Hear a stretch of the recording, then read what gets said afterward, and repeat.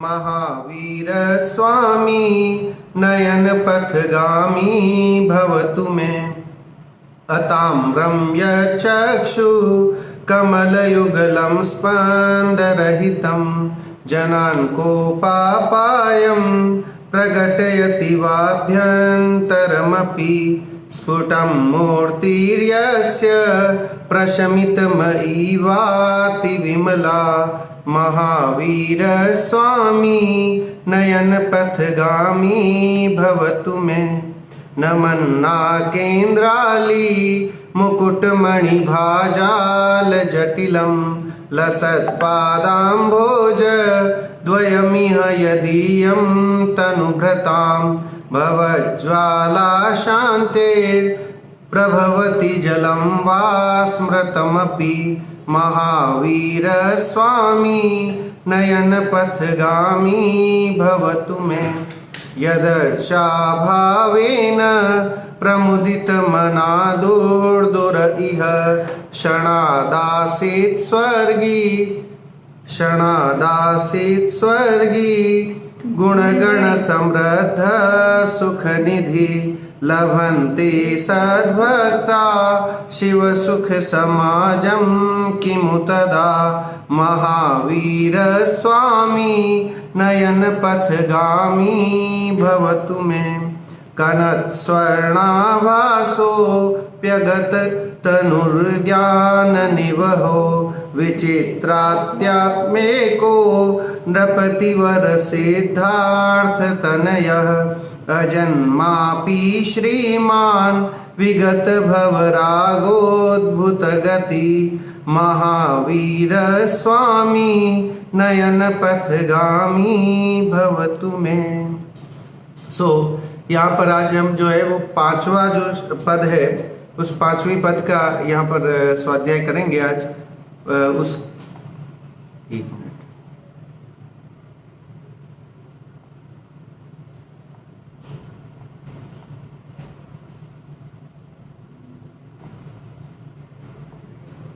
हाँ जी, इसके साथ ही इसका जो पद्यानुवाद है पांचवें पद का खासकर कनत स्वर्णाभासोऽप्यगतः तनुर्ज्ञान निवहो विचित्रात्माप्येको नृपतिवर सिद्धार्थ तनयः।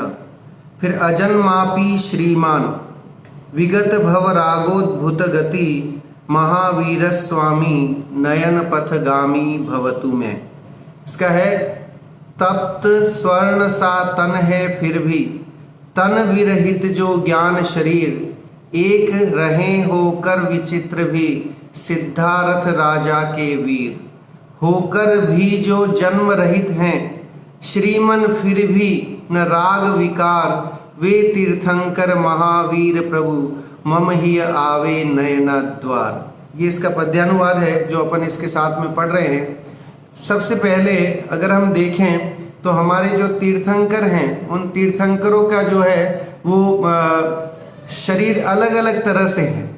शरीरों का वर्णन आता है तो कोई श्वेत वर्ण के हैं, कोई नील वर्ण के हैं, कोई लाल वर्ण के हैं।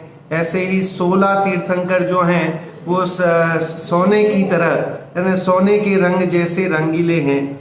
तो इस तरह से उनके शरीर का ये रंग है। लेकिन इस शरीर को रंग को देख करके हमें जो है वो प्रभावित या आकर्षित नहीं होना है ना। शरीर का रंग तो कैसा है कि नाशवान है। वो तो उनका जो भले परम औदारिक शरीर भी मिला लेकिन वो भी क्षय करके फिर उन्हें सिद्ध पद की प्राप्ति होती है। तो उस कलर में नहीं जाकर के जनरली आप देखिए जगत में कलर थेरेपी होती है और रंगों का जीवन में बहुत महत्व भी होता है ना। अलग अलग रंगों का अलग अलग तरह का हमारे जीवन में प्रभाव पड़ता है। तो यहाँ पर आप देखिए कि वर्तमान में ऐसी कलर थेरेपी भी होती है। आप एक्यूप्रेशर वगैरह जब के डॉक्टरों से और उनसे मिलेंगे तो कलरों के माध्यम से लाल रंग पीले रंग के माध्यम से भी थेरेपी करते हैं, उपचार करते हैं और उनके माध्यम से भी जो है उपचार होता है। आप देखिए काला रंग जो है वो नकारात्मकता का सूचक है लेकिन लाल रंग जो है वो ऊर्जा का सूचक है। पीला रंग जो है वो शांति का सूचक है, सफेद रंग शांति का सूचक है, हरियाली जो है हरा रंग जो है वो समृद्धि का सूचक है। तो ऐसे रंगों का भी अपना एक एक अलग अलग उनका जो उसके पीछे लॉजिक है कि हर रंग का एक एक लॉजिक है। मंदिर जी में जनरली जो है वो काले वस्त्र पहन करके नहीं आने का जो है वो कहा जाता है। उसका कारण ये है कि नेगेटिविटी नहीं आए, है ना, नकारात्मकता नहीं आए। इस कारण से अपने यहाँ पर आप देखा होगा तो पीले वस्त्र या केसरिया वस्त्र ज्यादातर प्रयोग में लिए जाते हैं, या सफेद वस्त्र। सफेद वस्त्र शांति का प्रतीक है, ब्रह्मचर्य का भी प्रतीक है ना, शील का प्रतीक है एक तरह से। तो जो भी आपने देखा होगा ब्रह्मचारिणी बहनें होती हैं, भाई होते हैं, या आरिकाएं होती हैं, वे सफेद वस्त्र धारण करते हैं। और हम जब पूजा पाठ वगैरह करते हैं तो हम या तो पीला वस्त्र या केसरी रंग का वस्त्र या सफेद धोती या दुपट्टा वो हम ओढ़ते हैं, पहनते हैं। माता बहनें साड़ियाँ भी केसरिया रंग की या पीले रंग की पहनते हैं। हम भजन भी गाते हैं, है ना, केसरिया केसरिया आज हमारो रंग केसरिया। और कई ऐसे जो है वो पद भी आते हैं, केसरिया चावल रंगवा दो। तो कह रहे कि केसरिया चावल कौन से होते हैं, तो लेकिन एक भजनों के माध्यम से कि वो उस कलर के माध्यम से भी जो है हमारा मन लगे, ये उद्देश्य होता है। अलग अलग रंगों के माध्यम से भी कैसे हम उसमें एकाग्र चित्त हों, नेगेटिविटी नहीं आए, सकारात्मकता बनी रहे और देव शास्त्र गुरु के प्रति श्रद्धा बनी रहे, उस उद्देश्य से जो है वो रंगों का जीवन में बड़ा उपयोग भी है किसी अपेक्षा से। लेकिन शरीर हम 24 तीर्थंकरों का देखते हैं तो वहां पर जो है 8 तीर्थंकर अलग कलर के हैं और बाकी 16 तीर्थंकर एक ही स्वर्ण कलर के हैं, जिसमें महावीर प्रभु भी सोने जैसे थे। उनका रंग भी है ना, लिखा तप्त स्वर्ण, जैसे सोने को जलाया हुआ हो वैसा था उनका। और फिर भी तन विरहित जो ज्ञान शरीर, लेकिन वे थे कैसे, तो अब देखिए लिखा कनत, कनत मतलब होता है कनत स्वर्णाभासो प्यगत तनुर ज्ञान निवहो। वे कैसे थे, तो ज्ञान शरीरी हैं। अब कैसे हैं भगवान महावीर वर्तमान में कैसे हैं, हम जो मंदिर में देखते हैं, है ना, भगवान महावीर की जो प्रतिमा हम देखते हैं वो तो अरहंत अवस्था की प्रतिमा है और वह परम औदारिक शरीर वाली प्रतिमा है। और जब अभी लेकिन वो किस अवस्था में है, भगवान महावीर वर्तमान में उनके पास शरीर है कि नहीं है, तो कह रहे भगवान महावीर स्वामी के पास वर्तमान में कोई बॉडी, कोई शरीर नहीं है। वे तो ज्ञान शरीरी हो गए हैं, उनका शरीर तो सिर्फ ज्ञान में ही है। अब जो है बाहर ये जितना भी, क्योंकि शरीर जो है वो स्पर्श रस गंध वर्ण ये 4 तरह की क्वालिटीज से मिलके बनता है। और अगर हम उसमें हिंदू धर्म आदि में जाएं और देखें तो पंचभूत से भी बनता है, पृथ्वी जल वायु वनस्पति अग्नि, इनका जो है वो मेल है जो शरीर है। और ये मेल जब हट जाता है पूर्णता से तो अशरीरी बन जाते हैं। इसलिए सिद्ध भगवान की जब हम स्तुति गाते हैं, अशरीरी सिद्ध भगवान आदर्श तुम्ही मेरे, करेंगे हम हे सिद्ध भगवान आप अशरीरी हो। क्यों अशरीरी हो, क्योंकि अब कोई शरीर नहीं बचा। 5 तीर्थंकर, ये 5 परमेष्टियों में से अगर प्रश्न किया जाए कि कितने परमेष्टि शरीर सहित होते हैं और कितने परमेष्टि शरीर रहित होते हैं, तो जवाब आएगा 4 परमेष्टि तो शरीर सहित होते हैं, उनके बॉडी शरीर होती है, और एक सिद्ध परमात्मा जो हैं उनके कोई शरीर नहीं होता है। फिर 6 डाला में है कि उनके कौन सा शरीर होता है, तो ज्ञान शरीरी त्रिविध कर्ममल वर्जित सिद्ध महंता। गजब की वहां एक ही लाइन में जो है वो सिद्ध भगवान को डिफाइन कर दिया, डेफिनेशन दे दी कि ज्ञान शरीरी हैं और त्रिविध कर्ममल, है ना, 3 प्रकार के कर्म मलों से रहित हैं। अब वो 3 तरह के कर्ममल कौन से हैं, हम अब पहले बहुत चर्चा उसकी करके आए हैं। ज्ञानावरण कर्म, ये जितने भी द्रव्य कर्म, नौ कर्म और भाव कर्म, इसे त्रिविध कर्म मल बोला जाता है ना। 3 तरह के कर्म मेल हैं और वे तीनों तरह के कर्म मेलों का सिद्ध अवस्था में पूर्णता से अभाव होता है, इसीलिए मोक्ष कहलाता है ना। जहां पूर्ण सुख है उसका नाम मोक्ष है, वह जहां पर आकुलता का काम नहीं है, जहां सर्दी खांसी जुकाम नहीं है ना। सत शिव सुंदर मेरा नाम, तो आप देखिए वो ऐसा है वो शुद्धात्मा का ज्ञान, ऐसा है वो ज्ञान शरीरीमय अवस्था। और कितनी गजब की जो है वर्णन हमारे यहाँ सिद्धों का आता है। खासकर बात इसलिए भी आज कर रहा हूं क्योंकि आज से जो है वो अष्टानी का पर्व प्रारंभ हुए हैं। 8 दिन तक चलने वाले हैं। 5 तारीख तक ये जो पर्व जो है वो चलेंगे। आषाढ़ के अंत 8 दिन माही, हम पढ़ते ना नंदीश्वर सुर जाही कि है ना, कार्तिक फाल्गुन साढ़ के अंत 8 दिन माही, कि कार्तिक के महीने में, फाल्गुन के महीने में और आषाढ़ के अंतिम 8 दिनों में जो है वो अष्टानिका पर्व का आयोजन होता है। अष्टानिका पर्व भी हमारे जीवन में बहुत उपयोगी पर्व है, हमारे जीवन का कल्याण करने वाला पर्व है, महापर्व कहलाता है। जैसे 10 लक्षण पर्व बहुत हम धूमधाम से मनाते हैं, ऐसे ही जो साधर्मी या जिन्हें मुक्ति की प्राप्ति करनी है वे इन अष्टानिका पर्वों को भी बड़े हर्षोल्लास के साथ इसका आयोजन करते हैं। अभी व्यवस्थाएं ऐसी नहीं है कि जिसके कारण कोई विधि विधान या ऐसा कुछ हो सके प्रत्यक्ष में। जूम पर तो आप चाहे ऑनलाइन तो जो भी चाहे वो कर सकते हैं, लेकिन जो है ये 8 दिन हमारे जो हैं वो बड़े संयम के दिन हैं, शांति से रहने के दिन हैं। इन 8 दिनों की विशेषता क्यों है, आप और आप में से कई जो है बच्चे भी जुड़े हैं वो नहीं जानते होंगे, तो उनके लिए कि ये जो जम्बू द्वीप है ना, 2.5 द्वीप है हमारा, जो उसकी चर्चा भी आगे अपन करेंगे कभी, लेकिन उसमें एक नंदीश्वर 8वां द्वीप नंदीश्वरम भास्वरम बोलते हैं। तो अनेक द्वीप समुद्र है मध्यलोक में, ऐसा शास्त्रों में आता है। और उन द्वीप और समुद्रों में बीच में सेंटर में जो है वो सुमेरु पर्वत 1 लाख योजन का विराजमान है। जैसे हम पढ़ते हैं ना, 5 कल्याणक की जब चर्चा आती है तो भगवान महावीर स्वामी को जब उनका जन्म हुआ तो सबसे पहले सची इंद्राणी और सोदर में इंद्र जो है राजा सिद्धार्थ त्रिशला माँ के पास पहुंचे सची इंद्राणी ने, और उस तीर्थंकर बालक को अपनी गोदी में उठाया और उसे प्रेम से और उसको देखने लगी और ला करके सोदर में इंद्र को दिया।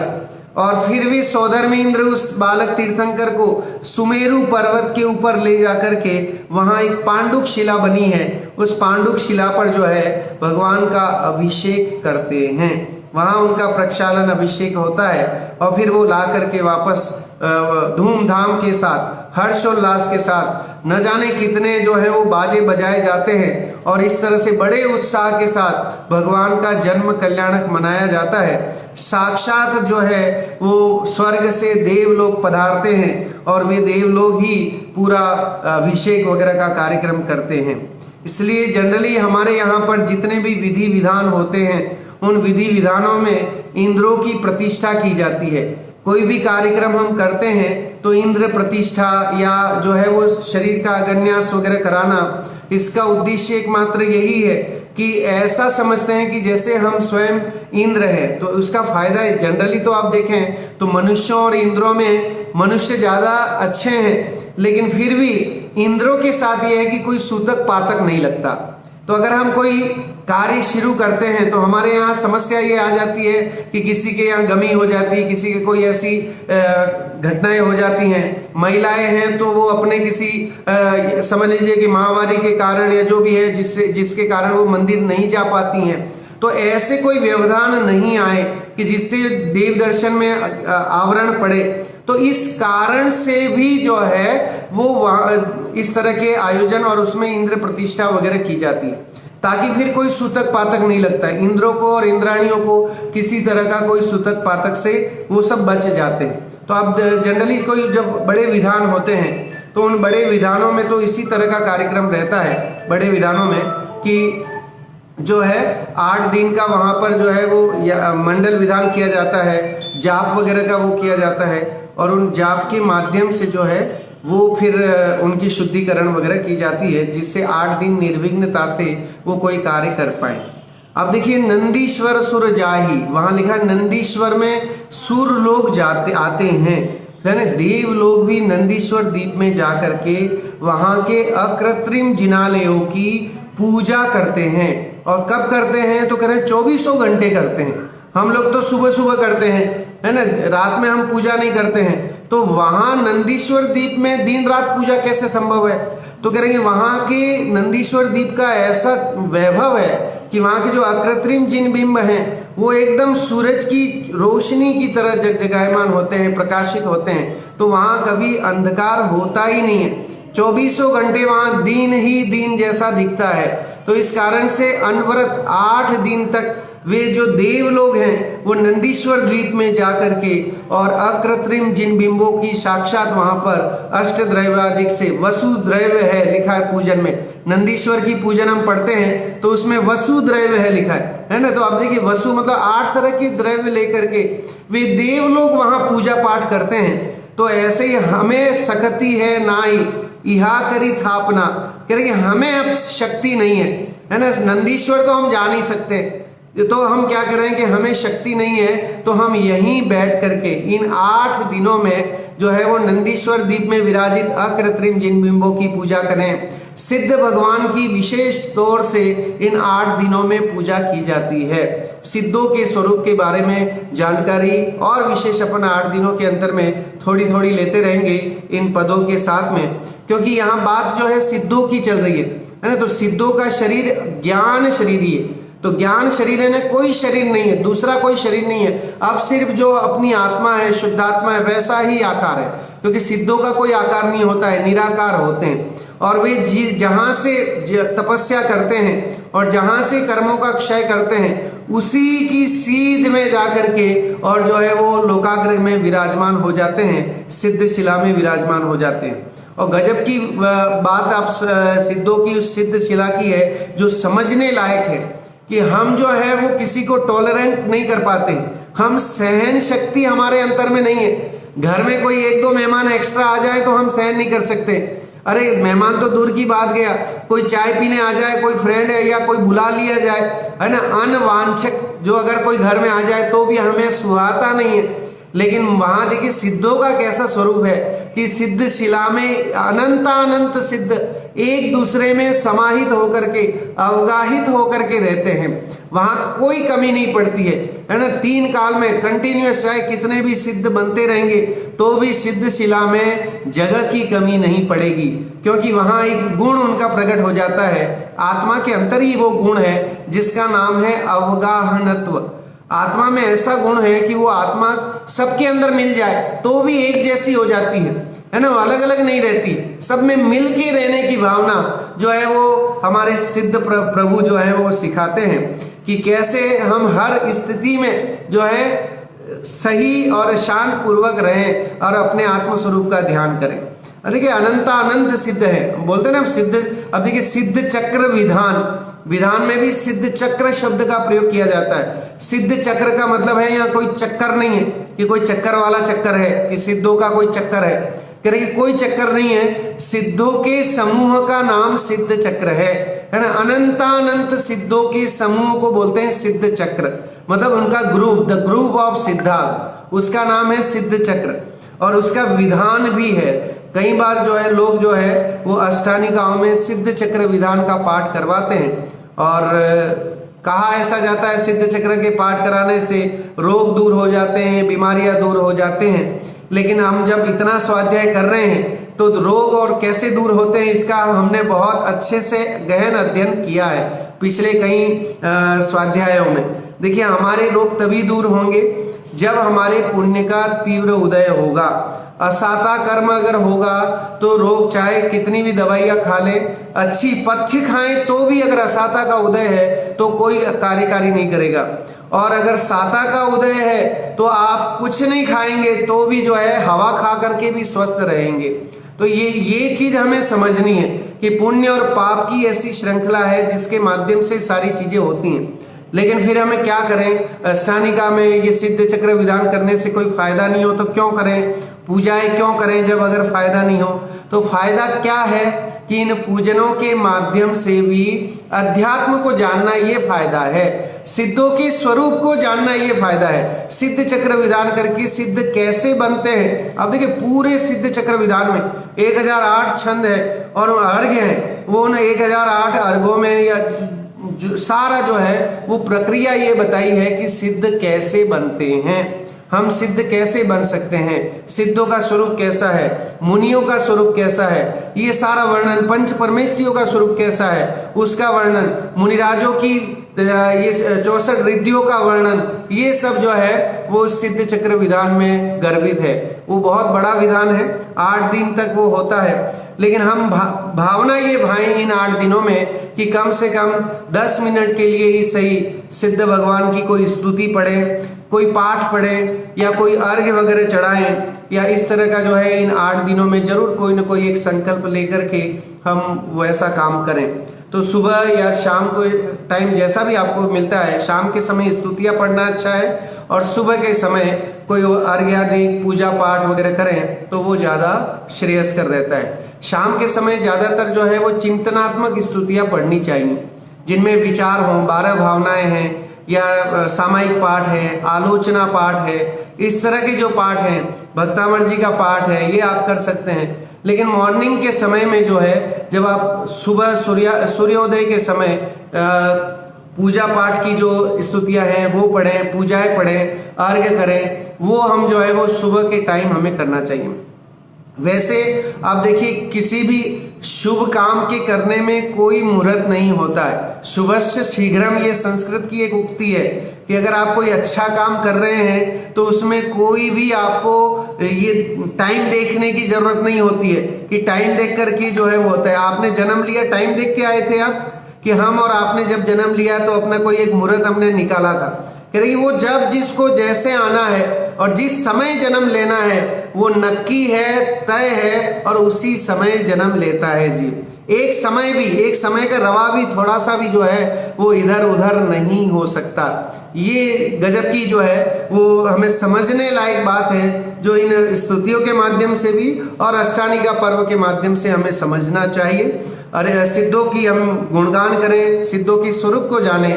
मैं कोशिश करूंगा डेली कुछ न कुछ हम 5-10 मिनट जो है सिद्धों की भक्ति या सिद्धों के स्वरूप के बारे में भी चर्चा अपन करें। और सिद्ध चक्र की जो जयमालाएं हैं, खासकर वो बहुत ही गजब की जयमालाएं हैं, उनका भाव गजब का है। उसका स्वाध्याय भी किया जा सकता है, जब समय रहेगा तो उसको भी अपन जो है अपने स्वाध्याय में अपन शामिल करेंगे। अभी हम चलते हैं, भगवान महावीर के सिद्धत्व का वर्णन यहाँ पर 5वें पद में चल रहा है। वे कैसे हैं, तो अभी कह रहे वर्तमान में वे सिद्ध अवस्था में हैं, है ना। वे अरहंत बने, अरहंत बनने के बाद भी 30 साल तक रहे, है ना। 30 साल तक तो युवा रहे, राजकुमार बनकर रहे, राजपाट नहीं किया उन्होंने, लेकिन युवा बन करके रहे। और जब 30 साल के बाद वैराग्य हुआ जाति स्मरण से, तो 12 साल तक तपस्या करते रहे। और तपस्या करके जब आत्म ध्यान लगाया तो शुक्ल ध्यान को प्राप्त करके और 4 घाती कर्मों का क्षय करके अरहंत अवस्था की प्राप्ति हुई। और अरहंत बनने के बाद ये पहला ऐसा आश्चर्य था इस पंचम का, ये समझ लीजिए चतुर्थ काल का, उस समय का ऐसा आश्चर्य था कि जिसमें अरहंतों की केवल ज्ञान होने के बाद भी 66 दिनों तक दिव्य ध्वनि नहीं खिली। लोग बाग जो है सुबह से जाते भगवान की वाणी सुनने के लिए, पूरा समूह शरण खचाखच भर जाता, लेकिन जो है वो वाणी खिरती नहीं, भगवान की कोई आवाज नहीं आती, शांत बैठे रहते। ऐसे 66 दिनों तक चलता रहा। फिर जो है 66 दिन बाद, क्योंकि ऐसा ही होना था, तो 66 दिन बाद विकल्प आता है इंद्र को, है ना, स्वधर्म इंद्र को, और वो अपने दिव्य ज्ञान से, अवधि ज्ञान से जानता है। और तब उसे समझ में आता है कि जो एक गौतम ऋषि हैं वो जो है ही यहाँ पर गणधर की पदवी धारण करने वाले करेंगे, और तब ही ये काम होगा। तो फिर गौतम गणधर के पास, ऐसा शास्त्रों में जो वर्णन आता है कि जो है सोदर में इंद्र एक रूप बना करके जाते हैं, शिष्य का रूप बना के, और वहां पर वो प्रश्न करते हैं, और वो एक संस्कृत का श्लोक जो है वो पढ़ते हैं। वो संस्कृत का श्लोक जो है वो गौतम ऋषि जो थे उन्हें समझ में नहीं आता है, अद्भुत लगता है। तो कह रहे कि ये तुम्हारे किसने लिखा है? तो कह रहे मेरे हमारे गुरुओं ने लिखा है। आप चले वहां और गुरुओं से मिले, तो जिज्ञासा उनमें होती है और वो गुरु को मिलने के लिए लालायित होते हैं। महापुराण में इसका ये सारा वर्णन आता है। और फिर जो है वो जब वहां पहुंचते हैं, तुम जैसे ही मानस्तंभ देखते हैं तो मान गलित हो जाता है गौतम गणधर स्वामी का। और मान गलित होने के बाद जिनेश्वरी दीक्षा को धारण करते हैं भगवान महावीर के सानिध्य में रह करके, और वहां पर जिनेश्वरी दीक्षा धारण करके और उन्हें जो है रिद्धियां प्रकट होती हैं और गणधर पदवी की प्राप्ति होती है। और इस तरह से वे भगवान महावीर की दिव्य ध्वनि 66 दिनों बाद जो है वो शुरू होती है। और इस तरह से 30 वर्षों तक भगवान महावीर स्वामी जो है अपनी दिव्य ध्वनि से भारत के विभिन्न जगहों में जगह जगह घूम करके और दिव्य देशना का संचार करते रहे।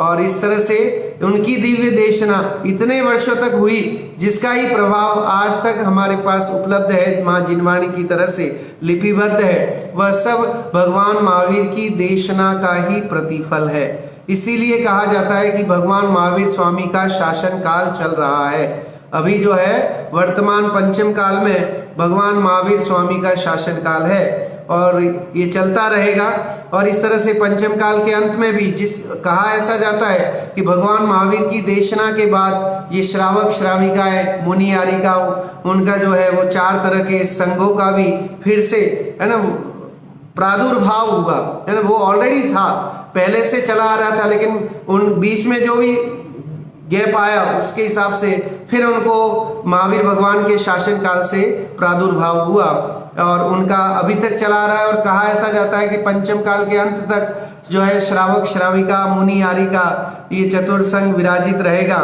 और कल्पी राजा होंगे, मुनिराज के आहार पर टैक्स लगाएंगे और तब जाकर के जो है वो उन कल्पी राजा का जो है कल्की राजा बोलते हैं, कल्की राजा, तो उनका नाश होगा। और इस तरह से पंचम काल का भी जो है वो क्षय होकर के छठा काल जो और खतरनाक काल है वो दुखमा काल वो फिर जो है आएगा। तो इस तरह से ये 21,000 साल का जो पंचम काल है उसका विलय होने के बाद फिर 21,000 का जो है दुश्मा काल छठा काल जो है वो आएगा। तो अभी तो दुख ही झेलने हैं, आगे जो है वो दुख ही दुख हैं। इसलिए जो है इस भाव में ये जो अवस्था मिली है इसमें काम करने लायक है। यही एक सही अवस्था है कि जिसमें हम मुक्ति की प्राप्ति की शुरुआत कर सकते हैं। कि अभी अगर हमने धर्म की शुरुआत कर ली तो नियम से आगे हमें सुगतियां मिलेंगी और इसके समझ लीजिए कि संस्कारों के वश हो सकता है कि निकट भविष्य में हम जो है वो मुक्ति की प्राप्ति करें। और जैसा शास्त्रों में कहा गया है कि जो प्रेम से प्रीति से प्यार से जो है वो जिनवाणी की बात को सुनता है वो नियम से भव्य है, उसे मोक्ष जाने में कोई नहीं रोक सकता।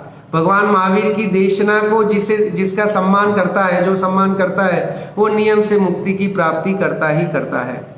गजब का वर्णन है 5वें पद में, तप्त स्वर्ण सा तन है फिर भी। भगवान महावीर का कलर कैसा था तो कह रहे हैं सोने जैसा, यानी स्वर्ण कलर था, फिर भी तन विरहित जो ज्ञान शरीर, लेकिन उनका शरीर रहित वे ओनली ज्ञान शरीर ही है ना, सिर्फ ज्ञान शरीर अब उनका मौजूद है। परम औदारिक शरीर का भी अभाव करना पड़ता है क्योंकि वो भी संसार अवस्था कही जाती है। अरहंत अवस्था को भी संसार अवस्था कहते हैं, है ना। जब तक अरहंत है वो संसारी है और जब अरहंत से सिद्ध बन जाते हैं तो वो मुक्त कहलाते हैं, सिद्धात्मा कहलाते हैं। तो जिनके देखिए तप्त स्वर्ण सा तन है फिर भी तन विरहित जो ज्ञान शरीर, एक रहे होकर विचित्र भी सिद्धार्थ राजा के वीर। और करें एक रहे होकर विचित्र भी, लिखा ना यहाँ देखिए 5वां पद, ये देखिए विचित्रात्माप्येको, कि आप गजब के हो, विचित्र ही आत्मा हो आप, है ना। कैसे विचित्र हो कि एक रहते हो, एक में ही अपने एकत्व को लिए हुए हो, है ना। पर में कहीं आपका दृष्टि जाती नहीं है, अपने आत्म स्वरूप में लीन रहते हो, अपने आत्मा के वैभव को जानते हो, इसलिए आप विचित्र भी हो, अनोखे हो आप। फिर सिद्धार्थ राजा के वीर, और वे किसके वीर हैं तो कह रहे हैं सिद्धार्थ राजा के पुत्र हैं, इसलिए उनको जो है सिद्धार्थ राजा के वीर कहा गया है। यहाँ देखिए नृपति वर सिद्धार्थ तनयः, तनु शब्द जो है पुत्र के अर्थ में भी प्रयोग होता है और यहाँ वीर शब्द का प्रयोग किया है। तो वीर तो थे ही वे गजब के वीर थे, बलशाली थे, चक्रवर्ती, ये समझ लीजिए जितने भी 24 तीर्थंकर होते हैं उन्हें वज्र वृषभ नाराज संगनन सम चतुरस संस्थान ये दोनों ही होते हैं। तो वे बड़े हर तरह से अंगों पांग से सर्वांग सुंदर होते हैं उनका कोई आंगोपांग जो है वो विच्छिन्न नहीं होता है, या भद्दा नहीं होता है, या कुरूप नहीं होता है। उनको देख करके हर कोई मोहित हो जाता है, ऐसा उनका आंगोपांग जो है वो होता है। और इतने आप सोचिए कि सैकड़ों चक्रवर्तियों का बल जो है खाली एक तीर्थंकर में होता है। और अगर आप तीर्थंकर के बल की बात करें तो तीर्थंकर जो है उनकी एक उंगली से वे पूरे सुमेरु को हिला देते हैं। इतनी ताकत जो है उनमें तीर्थंकरों में होती है। 16 कारण भावनाओं का ऐसा अद्भुत समझ लीजिए कि ये संयोग बनता है जिनमें जन्म के अतिशय, देवकृत अतिशय, इस तरह से सारे अतिशय जो है उन तीर्थंकरों के होते हैं। सो ऐसे गजब के तीर्थंकर हमारे होते हैं और उनका वंदन अभिनंदन जगत के जीवों के कल्याण स्वरूप होता है, इसीलिए उनके कल्याणक मनाए जाते हैं, है ना। कल्याणक मतलब जो जगत के जीवों का कल्याण करें, जो धर्म तीर्थ का प्रवर्तन करें, उसका नाम जो है वो तीर्थंकर है। तीर्थम करोति इति तीर्थंकर, ये उसकी परिभाषा बनती है। जो धर्म तीर्थ को चलाते हैं, जिनके माध्यम से धर्म तीर्थ प्रवर्तता है, वो तीर्थंकर कहलाते हैं।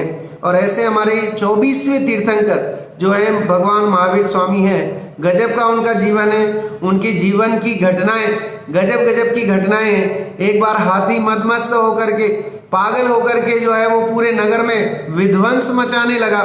तो ये बात जब पहुंची, है ना, वर्धमान के पास, तो वे भी बाहर निकल के आए राजमहल से।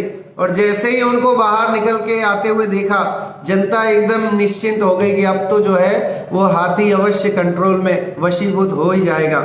वर्धमान सामने पहुंचते देखो तो वो ऐसा तीव्रता से कि पूरा नष्ट तहस नहस कर देगा।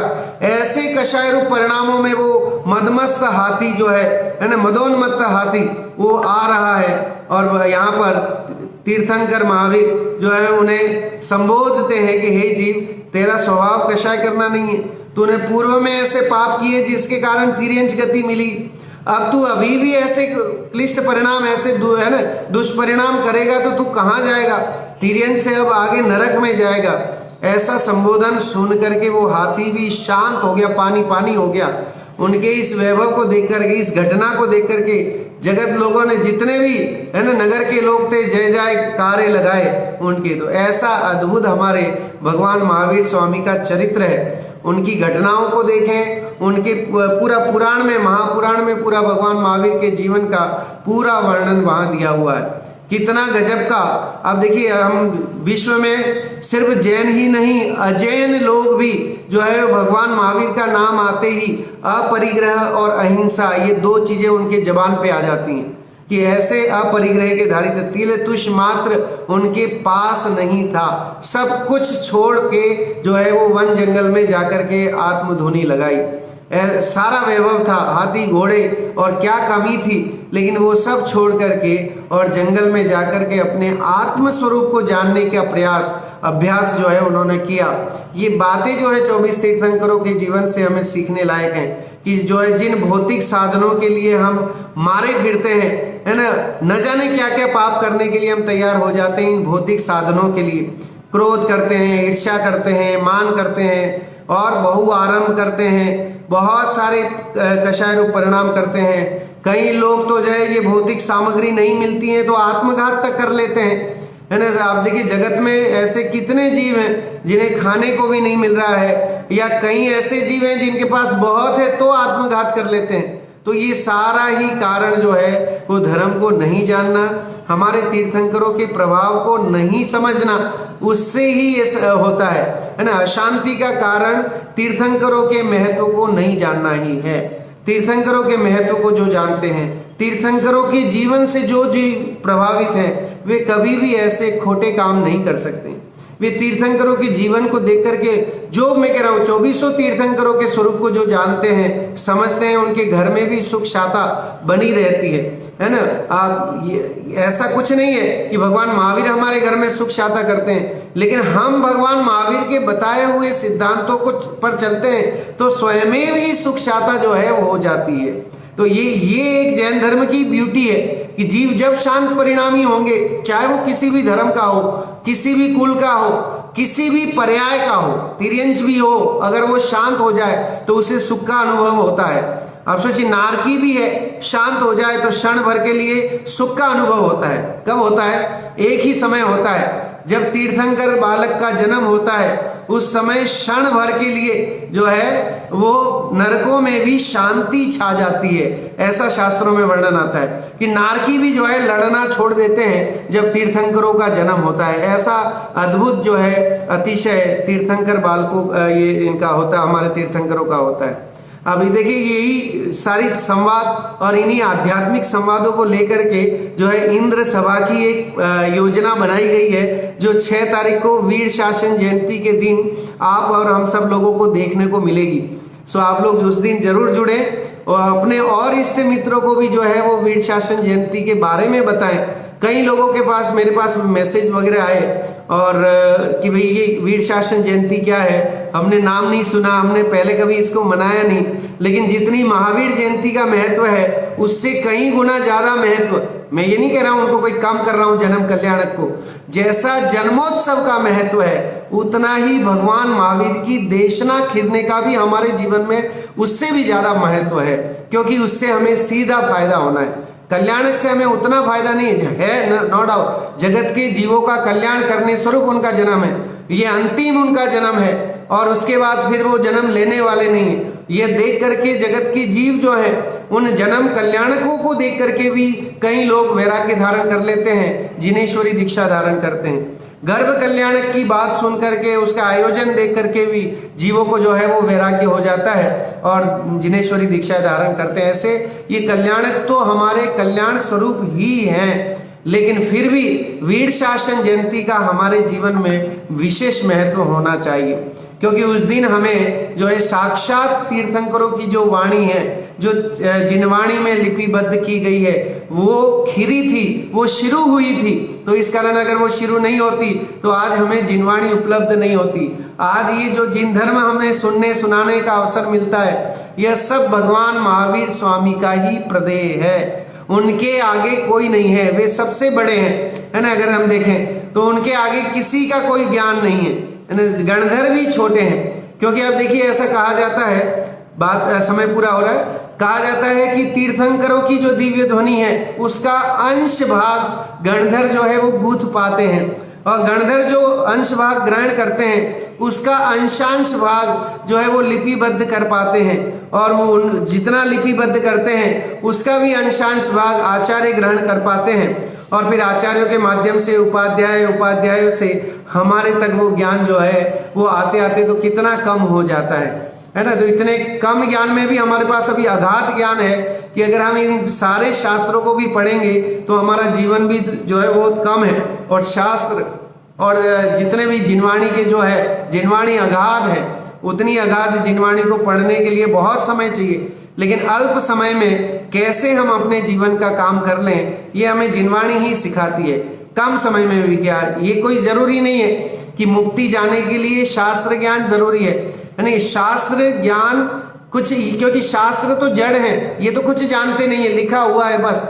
लेकिन शास्त्र में जो लिखा हुआ है उसको सुन करके स्वयं जब रियलाइज करते हैं, स्वयं परीक्षा करके निर्धारण करते हैं, तो कार्यकारी बनता है। शास्त्र कब हमारे लिए उपयोगी है? तो कह रहे हैं कि शास्त्र तब उपयोगी है जब हम इन शास्त्र में बताई गई बात को समझें और समझ करके इम्प्लीमेंट करें, अपने जीवन में उसको फॉलो करें, अप्लाई करें। और जब अप्लाई करें तो शास्त्र पढ़ना, स्वाध्याय करना या जिनवाणी का हमारे जीवन में महत्व है, अन्यथा कोई महत्व नहीं। वो शास्त्र सिर्फ मखमल के, है ना, गत्तों में लगा करके सजाए जाने मात्र, इतने से जो है वो धर्म नहीं होता।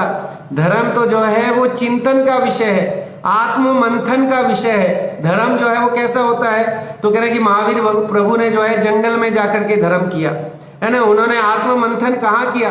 तो कह रहे कि सारा वैभव छोड़ करके, सबसे अकेले होकर के, सबका वियोग करके, सबको भी छोड़ करके और एकांत में अपने आत्म स्वरूप का भान किया, तब जाके उन्हें ये निधियां प्राप्त हुई और अशरीरी बन गए, ज्ञान शरीरी बन गए। तो ऐसा गजब का ये पद है। फिर अंतिम पद है वे तीर्थंकर महावीर प्रभु मम ही आवे नयना द्वार। इस तरह के ऐसे अनोखे तीर्थंकर कैसे हैं कि विचित्र आत्मा है और ज्ञान शरीरी है, तन से रहित है और सोने के जैसे स्वर्ण उनका शरीर है, लेकिन ऐसा शरीर होते हुए भी ज्ञान शरीरी है ना, ज्ञान से सामान्य तन से रहित हैं। ऐसे अद्भुत सिद्धार्थ राजा के पुत्र हैं, वीर हैं। इस तरह का वर्णन करके फिर लिखा जन्म रहित है, अब उनका कोई अगला जन्म नहीं होगा। This is the last birth. इसके बाद कोई किसी माँ के गर्भ में जन्म नहीं लेते हैं, तो इसलिए अंतिम जन्म है। और श्रीमन फिर भी न राग विकार, करके अब कोई राग विकार भी नहीं बचा, इसलिए न राग विकार कह करके वितरागता की बात भी यहाँ पर कर ली और ज्ञान शरीरी कह करके आठों कर्मों के अभाव की चर्चा भी यहाँ कर ली। त्रिविध कर्ममल की चर्चा भी जो है इस पद में आ गई। इस तरह से भगवान महावीर स्वामी के सिद्धत्व का वर्णन जो है वो हमने इस 5वें पद में यहाँ पढ़ा। कल 6ठे पद की चर्चा अपन करेंगे।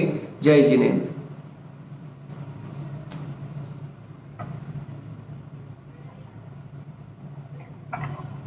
सभी को जय जिनेन्द्र। आवाज आ रही है? हाँ जी।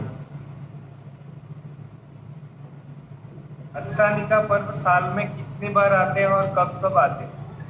3 बार। कब कब आते हैं? कार्तिक, फाल्गुन, आषाढ़। एकदम सही। आखिरी अंतिम 8 दिन अष्टमी